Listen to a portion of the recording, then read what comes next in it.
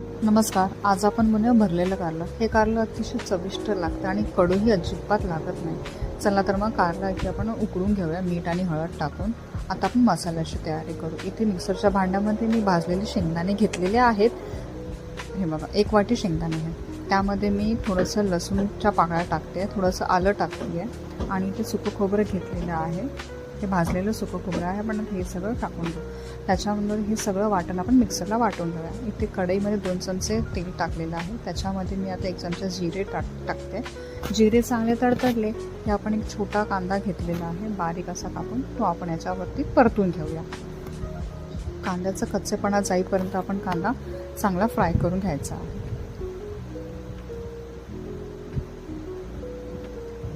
अशा पद्धतीने कांदा आपला फ्राय झालेला आहे. आता यामध्ये आपण मसाले टाकूया. धने पावडर, जिरे पावडर, लाल तिखट मसाला, चवीपुरतं मीठ आणि किचन किंग मसाला, या सगळ्या मसाले टाकून आपण चांगला फ्राय करायचा.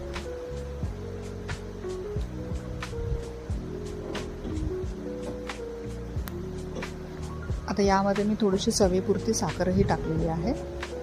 तुम्ही साखरेचा वापर करा किंवा गुळही वापरू शकता, त्याच्याने आपल्या कारल्याला चांगली चव येते. त्यानंतर यामध्ये मी 1 छोटा चमचा तीळ टाकलेला आहे, तेही आपण फ्राय करून घेऊया. त्याच्यानंतर आपण जे शेंगदाण्याचं जे काही वाटण केलं होतं ते आपण याच्यामध्ये घालून परतून घेऊया. हा सगळा मसाला आपण चांगला एकजीव होईपर्यंत 5 मिनटं मीडियम गॅसवरती आपण परतून घ्यायचा आहे.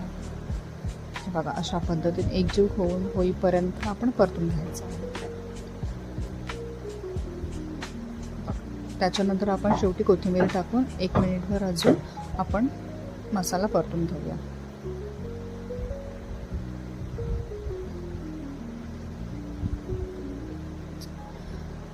आता बघा, आता हा आपला मसाला तयार आहे. आता आपण हा मसाला आपल्या कारल्यामध्ये भरून घेऊया. कारल्यामध्ये मी असे काप करून घेतले होते आणि त्याच्या बिया काढल्यात. आता आपण हा मसाला अशा प्रकारे भरून घेऊया.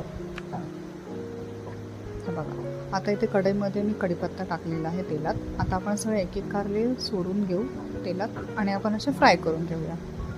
तुम्ही अशा प्रकारे कारलं करून बघा, नक्की तुम्हाला आवडेल. अजिबात कडूही लागत नाही. आणि आता हा मी मसाला जो वाटलेला आहे तोही मी वरतून टाकते. सगळीकडनं असं एकसारखं आपल्याला मसाला फ्राय करून घ्यायचा आहे. कारलीही अशी अलटून पलटून फ्राय करून घ्यायचे आहे. अशा पद्धतीने.